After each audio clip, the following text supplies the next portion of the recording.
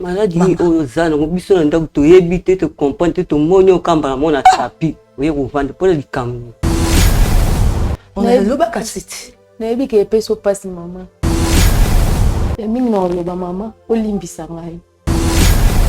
Limbisa ngai na za mwana na yo, limbisa ngai. Nayebi ke ko salo mabe salo.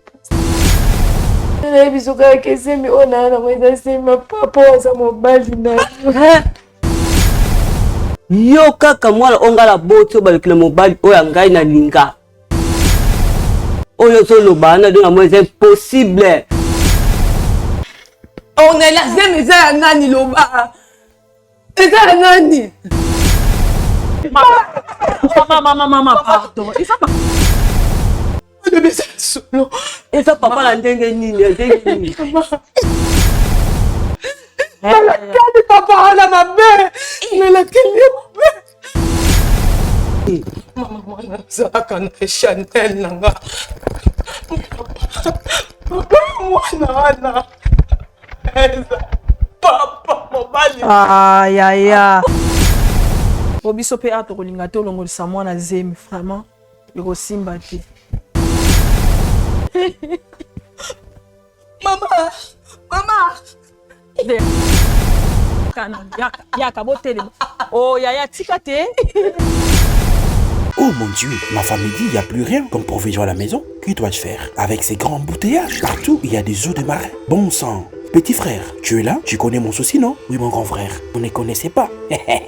Chez Bissou Wendy, un grand marché qui vous rapproche. Composez le plus 243 89 01 22 226. Désormais, achetez de maintenant chez nous avec toute facilité et fiabilité.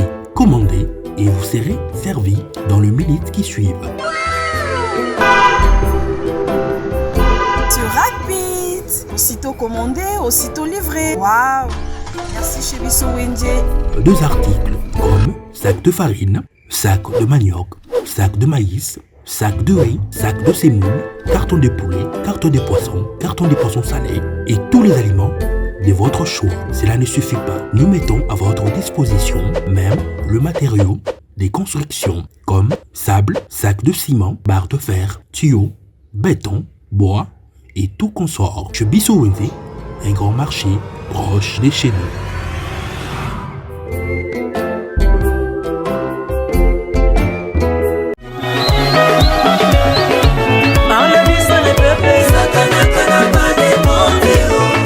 Voilà, Jéricho spécial, les hommes ne m'ont pas enseignement, il y a prière, il m'a offert présence en Zambé et ça m'a cassé pour la famille.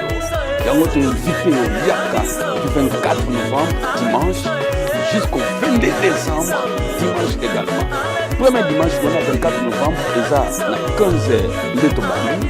Et le reste à jour, dans la semaine, 17h à 19h30. Dimanche à 4h, ils à 8h30 jusqu'à 12h30. Mais dimanche à Souka le 22 décembre, et vous allez clôture à 15h. Thème en ces temps de la fin, soyez puissants en parole et en œuvre. Yaka bineme na libota mobimba na Veni Baboro numéro 6 bis na Yolo 6 na commune Kala. Et si ka kobombate. Bineme yaka nzambe na biso Jésus-Christ a kosalela yo pe libota na mobimba. Boya ebele. Enlève biso les bébés. Sakana kana ba de monte. Zambalo la papa. Sakana kana ba de monte. Enlève biso les bébés. Sakana kana ba de monte. Ya biso wasala bika.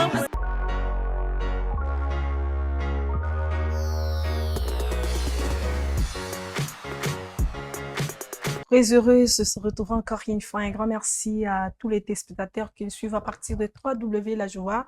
Chez Bissou Télévision, faire plaisir, c'est mon devoir. Mon devoir, c'est de vous faire plaisir. Étant donné la présentatrice de cette émission, bravo Jésus, car cette émission a pour but de réconcilier les hommes avec Jésus-Christ de Nazareth. Vous êtes tellement nombreux à nous suivre un peu partout dans le monde. Que Dieu vous bénisse vraiment abondamment. Dans le Bakaye Temasolo, Boko Tale, Kolelise, Kosala Pasi. To komi tout n'attend des questions moment weti likambo esuka kiwa pekenda kiwa pimena senga kaminge te to mitala bisika nini ngana yo to baby si boso ya tata anza komba tosali mabe ebele toyibi toyini tobomi batu eza na bana misu lelo baza na balabala babengi bango bana bitike bakolela pourquoi parce que otiaki poison na mosala papa na bango okotiaki songisongi chef alongoli osalaki boye oyinaki okotiaki jalousie ozwaki mobala mutu oboti na moninga oboti na voisin oboti makambo ezali ebele tosali pourquoi pas kokenda banganga pourquoi pas la sorcellerie vino ekomi ya kolia bato se repentir se renoncer confesser et kozala malamu mingi basala nzambe bazala tout autour na yo oluki bango oloba makambo nini ezolekela yo olobi ngai likambo yo na kokota nango na kunda jusqu'à ce que na kokufa c'est bien mais c'est pas mieux. Pourquoi? Parce que après la mort otoza nango awa il y a encore une vie oyo nzambe abongisela biso okokufa na likambo wana po kota nango ka lifelo rezozo nzambe azoyebisa biso tanga Biblia no malamu alobi na Matthieu chapitre 7 verset 23 osalelaki ngai otosaki ngai osalaki ba miracle na suka nango aloba yebi yo te po koti na likambo wana na kunda bimisa se libérer Krista kota kat na yo et kozala vraiment malamu mingi nzamba lola akozanga te kopambola yo. Merci à papa Eli Sinanduku, pourquoi pas papa Monsolo, pourquoi pas mamie Monsolo, pourquoi pas tout le monde, vous êtes mon endroit nous s'ouvre un peu partout, que Dieu vous bénisse vraiment abondamment nzamba pambola bino bande konyo so bozota la biso ba soutien na bino moralement, physiquement, spirituellement, vos conseils et ça la force il y a chez Biso Télévision et pourquoi pas il y a émission à Biso Oyo. Bravo Jésus, ne regardez pas nous, Otoza, mais regardez le fait et regarde ta vie. Nino au cachet, le plus important c'est ça. Merci vraiment, vous avez été tellement mobilisés na montagne, na ba maman en tout cas, Dieu est au rendez-vous, que Dieu vous bénisse. Je pense que prochainement on va encore donner un communiqué de la part de maman, que Dieu vous bénisse abondamment. Yaya, bonjour. Bonjour. Vous allez bien? Bien. Comme bon ami? Ornella. Ornella? Oui. Ornella, mariée, célibataire? Non, mariée, t'es. Vous n'avez pas d'habitude. Ozobanga? Il y a un thé. Malili, tu es malade, comment? Malili, t'es malade, pété. Il y a des gens qui ont un ça en passe. Ok. Tu prier? D'accord. Seigneur Jésus, to tomboli kembo felo kum na yo, kat nisika oyo ngolu pe ma na yo. Likolo na bomo ina biso, likolo na vie na biso, likolo na chaîne na biso, ainsi que bande kono so azota la biso na état de ike.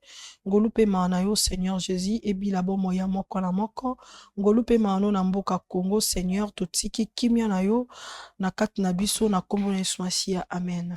Amen. Oui, maman Ornella nazo yo kayo. Oui, merci maman. Eloko emeni ngai awa na émission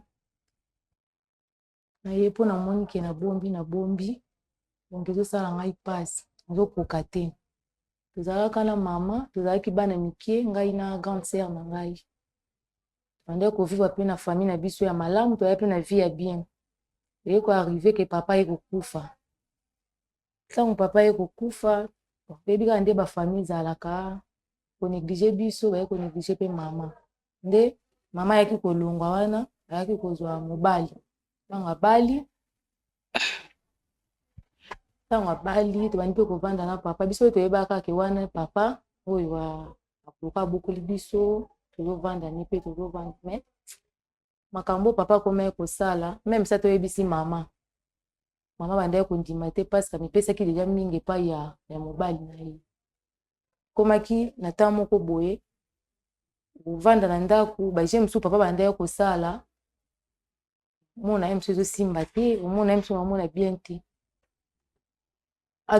andosa baje nini mosusu omona okoti na cuisine omona landi oyo atemi na nsima oke kosokola okota na chambre omona landi yo soki makambo ye ezoloba soki nasali yango te na kovanda na ndako na ye te akobenga na ngai na bande kokoka lisusu te eye koarrive un temps moment nayaki kosede tokomaki kobima vraiment na papa tokomaki kobima tokomaki lokola mwasi na mobali me na nyonso wana mama ayebaki te mama ayebaki yango te ntina temps oyo nde naye liboso na bino boye naye koyebisa bino ke nde naza boye naza na zemi eza ya papa ya mobali ya mama na ngai moi na pusani liboso mpona koki kobomba te po mama alingaka mobali ne makasi mpona makambo nyonso soki ayoki yango nayebi te soki esuka ndenge nini soki ekomemela biso wapi moi na pusani naye vraiment epai na bino nde nayo ayebisa bino lisolo oyo eleki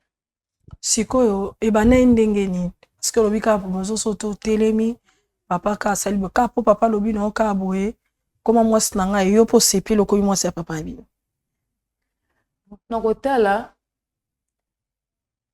place akokende eza te mpo mama amiso azotika biso na ndako alobaki aza papa na bino nyonso oyo ya koloba bosala nyonso mpe papa bandaki koloba to bandaki kosala parce que ezalaki foti na biso ezalaki foti na ngai te foti ya papa ya mama soki papa alobi sala okoservi ye biloko donc omona ye mosusu oza na mposa oyebisa mama likambo boye oyo bandaki koleka me mama aondima te parce que bandaki mpe kobanga mobali ne makasi donc yo kwei na mobali ya mama na bino mpo mama na bino ayebisaki yo nyonso papa oyo bandoloba nosala mwana mpe na oyeba te kozala mwana moke lero wana ezalaki mwana moke mpo tobandi yango mpe abandi kosala yango lelo te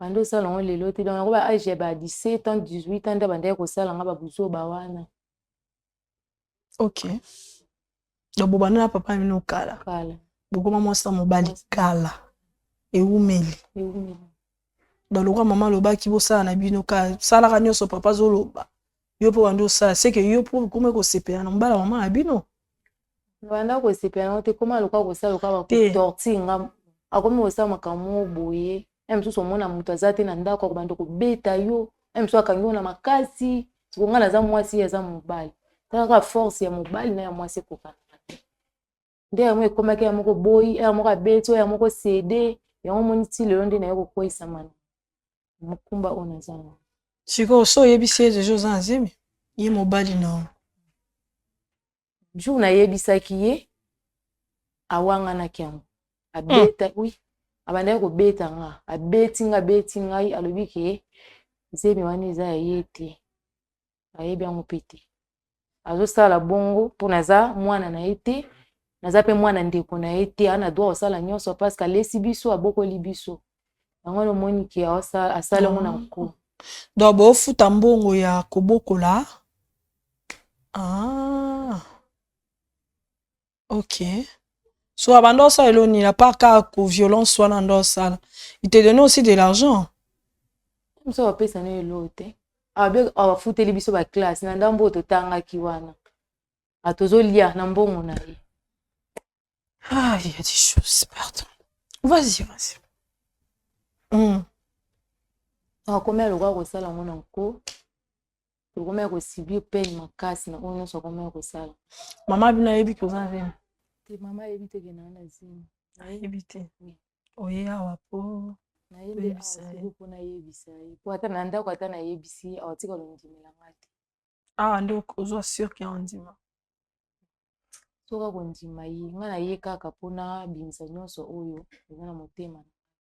Mais ta façon de parler, est-ce que tu rends compte que ceux qui aujourd'hui que papa nazo wangana et que maman abino pas bingo mutalokuta, tu penses que ce que tu vas aller où?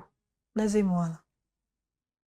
Soki mama awangana kaka kiataki akotela mobali na ye mais mama kamsusu ebanda koleka mama ayebi parce que ko bazala msu likambo leke beteli boye loka da sala kana bolingo mobali na yo mona mso beta kaka po azotala msusu lelo soki alongwe na ndako wana okende wapi parce que azaki déjà na mobali akufaka aye lisusu kozwa mobali soka koteli biso na mobali wana epesa bien te on moni ke amemela biso ka bon. Ok, d'accord. Merci beaucoup. Mais papa waza? Na minto azate. Ok, ouais. On va mégalement voyager. Minto a Kenya azate. Na minto sikonde tolo baba azate. Azaki nte. Ah. Para sala. Zena posana moni na yokaye. Voilà, je pense qu'on va prendre une pause et puis on se retrouve après. Merci. Bolingo eleki nyonso tosala juste ya bolingo pona ba orphelin na yango orphelinat Bravo Jésus a organisé bongo liesa orphelin na $20. Shalom shalom peuple de Dieu, opération Sunga orphelin alia alata pe asepela la fin de l'année. ndeko nyonso tu ya motema malamu oyo apesa motema na ye na evre ya kokanisa bana bitike esike bazeli mpe bavieillard ngonga yango oyo ebeti Kola liloba nzambe ezotalisa biso na mukanda ya Jacques chapitre 1er verset 27 elobi religion pure sans tache devant notre Père Dieu tout-puissant eza koconsister kozwa soin ya baorphelin ainsi ke baveuve. Équipe ya Bravo Jésus et kosala ba descente na plus de 10 orphelinats pour na koliesa ba orphelin. Okoki kosala juste ya bolingo na ba plateforme na biso ya paiement mobile neti Orange Money, M-Pesa, Airtel Money, PayPal. Tozwami bongo na commune ya Matete, quartier Viaza, numéro 27A. Pour tout contact, plus 243 89 18 89 886. Nzambe alola akozanga te kopambola yo pona motema malamu wana pesa yo.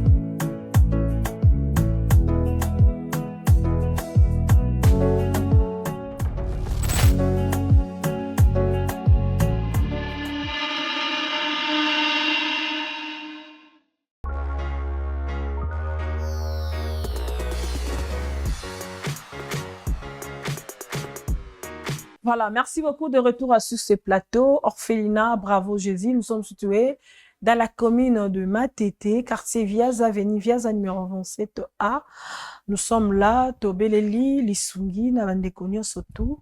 Au bazali a besoin de kosunga ba na biso, pourquoi pas le veuve le vieillard et kozala vraiment malamu mingi nzamba ozanga te kopambola ndeko alobi te na tie misolo na ngai to nyonso na kozwa na okabula ngo na bana bitiki na ba veuve na ba vieillard et kozala vraiment malamu mingi nzambe apambola bato nyonso tout surtout toza na fin de l'année, il y a des pubs qui passent pour les orphelins, là tu orphelin, fêter un orphelin et cause la malamu mingi. Yaya, maman on est là. On a le biboy. Dis-moi la vérité. Naebi ki papa bande ko déranger ndingo lobi bana âge ozaki 17 ans. Naebi te sikoso comme na âge ne parce que mon biso basi tolinga pa mambolo baba agité. Mais osokoli déjà. Siko ningo tombé enceinte. Ya mobala maman na yo. C'est comment on sepela na ye. Natikala osepela na ye te nyonso ezalaki ya force kaka nde na otolo nyonso ezalaki ya makasi mpona kokolinga te ke malgré ke napesi mama mpasi me ezalaki na volonté na nga te nakini te ya mabe nde ya mobali na ye nde yango lelo etombe na koma enceinte ozalaki nanu un peu mwana moke naïf et tout ezala force ndo okomi mpe kaka mokolo boye eza mpe kaka abandeki azoforce kaka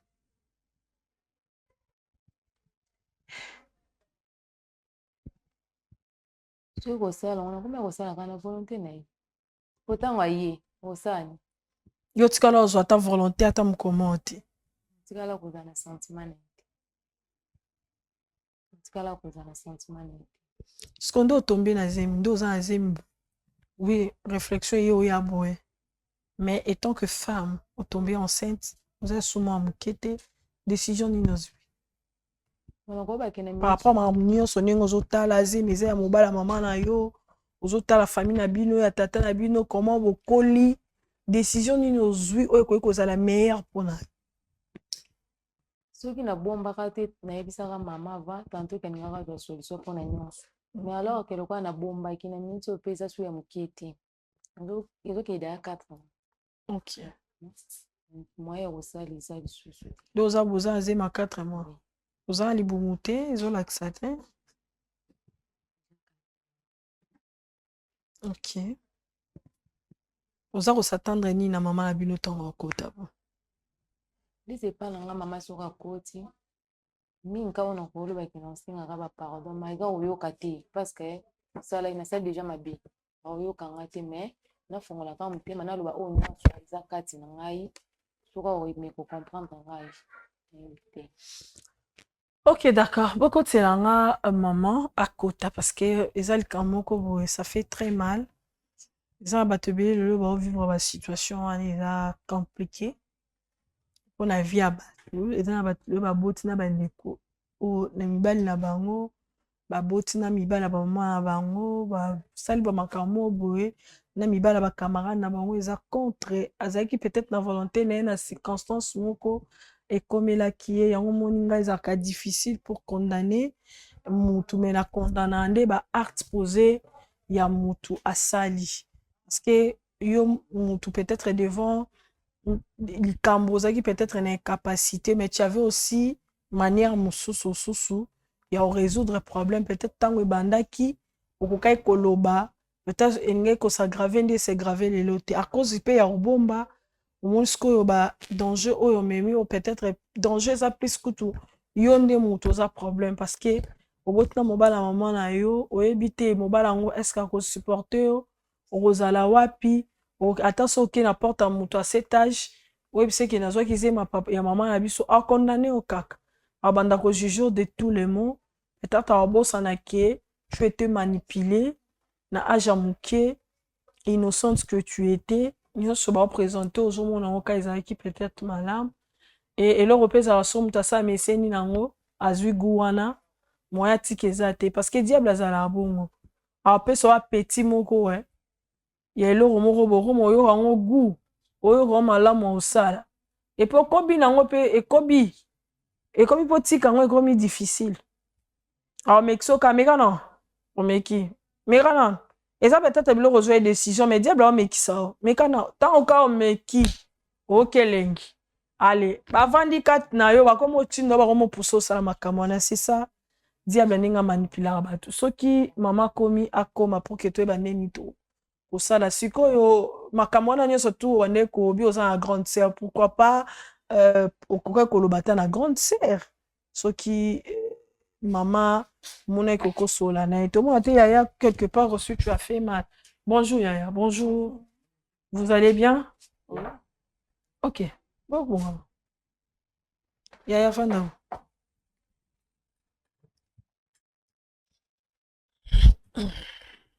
bonne nuit. Très bien. Maman, bonne. Bien. Ça va? Très bien. Ok, merci beaucoup. Nani? Mama. Bino bobengi biso ki. Deko na biso to beza mento na neti to na chaîne. Happy a malade pena. Mais malade na ba caméra bo. Malade neti to na chaîne ni eza. Malade oyo aza nango. Eza maladi ya nini te ya mutu batie perfusion te eza maladi ya baproblème alela olela problème nini ozolela problème nini o biso toyebi te toyebi ya biso problème te ekomi ke maladi na chaîne est-ce que maladi mena hôpital te mama te maladi ya problème ezosi wana ezalaka ya médicament te maladi wana esengaka bato nde bayoka po bapesa solution parce que moto ntango azosouffrir na kati ya problème azokokozwela yango solution te c'est une maladie aussi oyo ezotravaille moralement problème nini yango oyo biso na ndako tokokoyeba te aya nango kambala moko epa na bino wana nga na oyeba mpenza te Ça va? Le quoi yo boye biso olobi okoloba na ndako te oye nango direct awa loba malade yango oyo za nango biso toyoka loba malade ni oyo za nango biso na ndako toyebi te to comprendre te to moni okamba na mona tapi oye kovanda pona likambo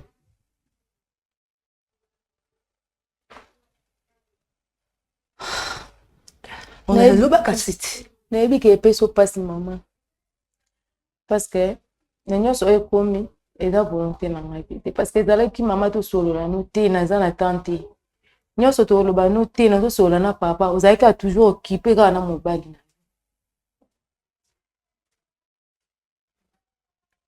ya mingi na oloba mama olimbisa ngai limbisa ngai naza mwana na yo limbisa ngai nayebi ke kosala mabe esala nakokaki koloba na ndako te yango nayaki liboso ya bato oyo bazake bakongi kopesa biso conseil nde omoni ngai na mema mikati na esika oyo oh là là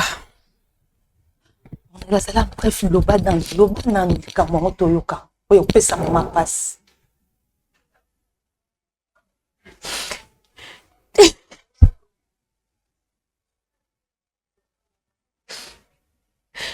mama na ngai ezalaki volonté na ngai tina nyonso pasi tina yako nde nayebi so kaka esemi oyo naa nango eza sema papa aza mobali na yo likambi ozoloba oyo ozoloba nini ornela obomi ngai ya koboma yo kaka mwana ongala boti oyo baleki na mobali oyo ngai na linga osalaki bongo mpo oyebika azalaki papa aboti yo to bie ndenge nini oyo ozoloba na donga mo eza impossible atanga na limbisi yo mela kotika kobosa nango te osali eza équation monene makambi ozoloba oyo ozoloba boyi ondela Seigneur ondela nzembo ya nani nayebi ke bondima ngai te nyonso na oloba nayebi ke bondima ngai te te lobaki oposa lobaki oposi ondela nzembo eza ya nani loba eza ya nani loba te eza ya papa te eza ya nani oh mama ondela totangisi mai na miso wana ozotangisa ya pamba onela nakoki kobosana likambo oyo te banda lelo ti mokili ekokufa nalobi ye mama mare mpe natuni ata kombono te nalingi naloba boye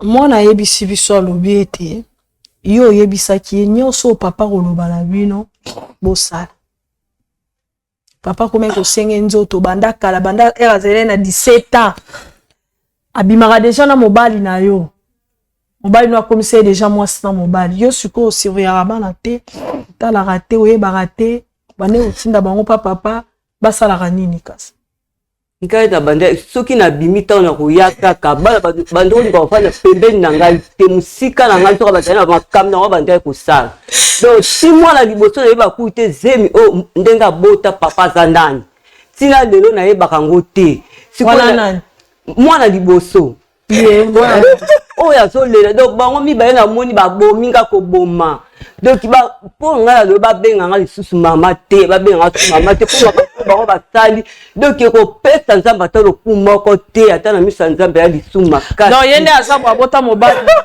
abota mwana tata aza te tata aza te tata nayebaka kutu tata te nde eza boye ana liboso nayebaka ata tata mwana na ye te nakepaka mama aleki kutu donc natuni tata mwana azoyebana te sikoyo yo lisusu oyo lisusu na makambo mosusu lisusu bino mibale donc nakosuka ndenge nini yaya boyo mokolo boye yaya moto atie oze moyebisi te nde nozali mwana moke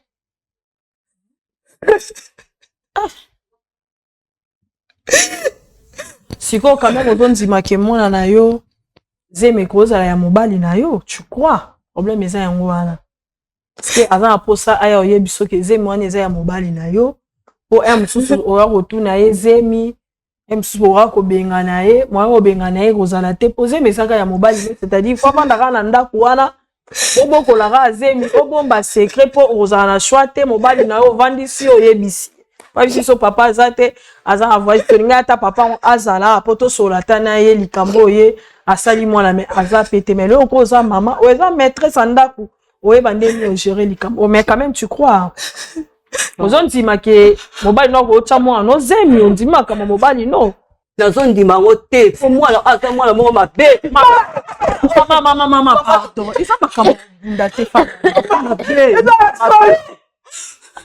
mais eza solo non mama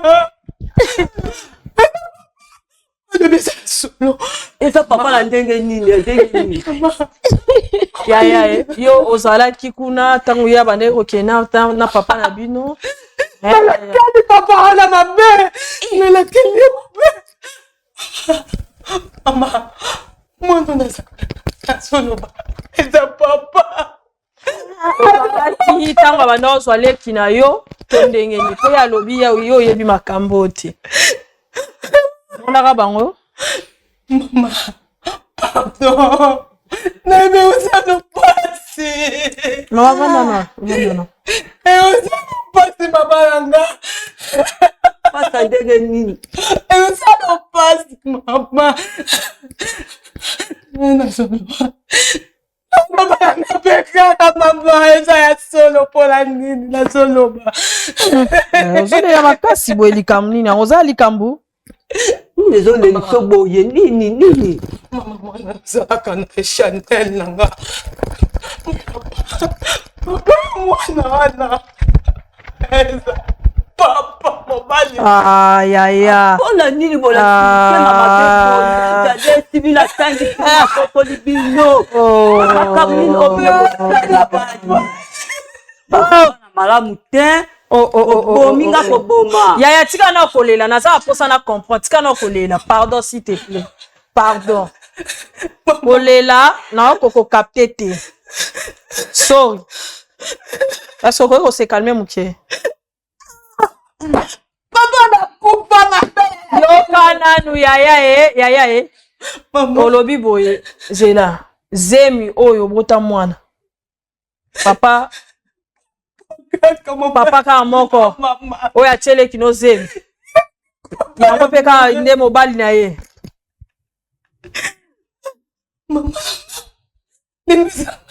yayo ozoyoka eza yo moko te mpona nini bosalinga bozala susanga mama na bino te moto abokoli bino atangisi bino alesi bino lelo bobalukeli ye mpona nini mpona nini boyebana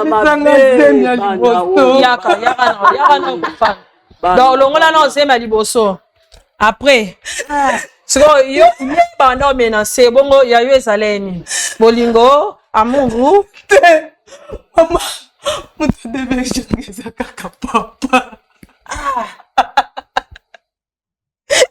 seke bobanda na bino kala bobanda kala le savoir mpona nini boye mobali moko aza motakisi na komprenaka ye mpe te phénomène neso ndenge nini okomprenaka mobali oza ne te yaya fandana oso mama bino déjà so comprendre mobali azalaka na ye te seke bozali na danger kaka parce que moto ofandi na ye so ozo comprendre na ye te seke aza na danger mpo soki ye mutu adeviergeaki ndeko ake mpe lisusu nayebi te soki ye na 17 ans soki mpe mobali alibote eza tata soki mpe azali te na mobali mosusu eyebani mpe te malgré alobi babandaki komenase na age 17 bon mobali aza ya yo na sepelaki pena nde papa azala bon maman étant que oza mama moboti oboti bana na yo mobali no atie bana no zemi obaki wana okondima te ye avoué parce que aboyi ndeko na ye akwea na même situation oyo ye akweleli nayebi te opesa biso décision nino sepeli ozala na bakoko mibale po biso mpe a tokolinga te olongolisa mwana zemi vraiment ekosimba te oh oh mama Dela yaya botike nanu boye tu mama yaka nanu yaka botele oh yaya tika te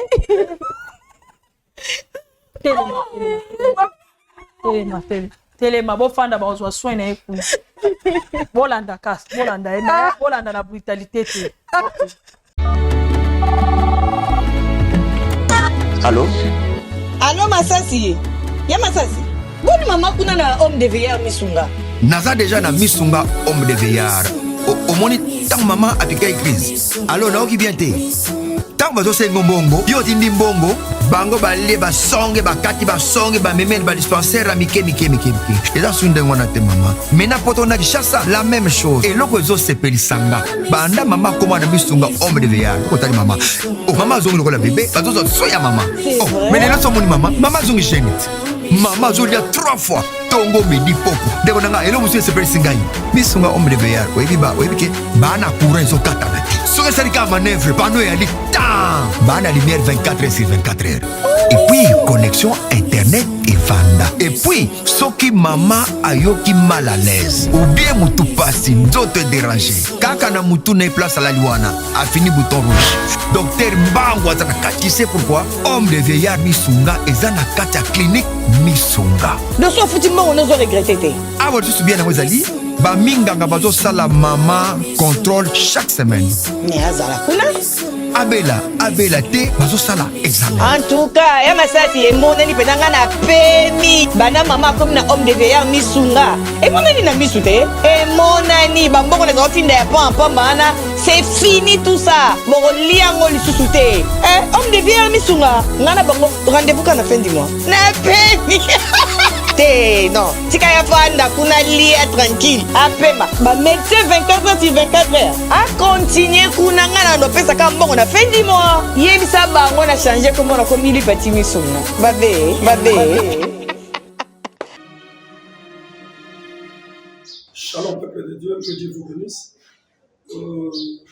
Zamba Pamba de bonus surtout, premièrement, nous sommes avec les canisiers, il y a pour soutenir le saut dans 1000 fois, 2000 fois l'année. Il y a des sambéations qui se réunissent pour la construction orphelinat. Et tu es là pour la discipline qui est orphelinat dans le saut, et c'est déjà ici, et tu comme il y a la souka.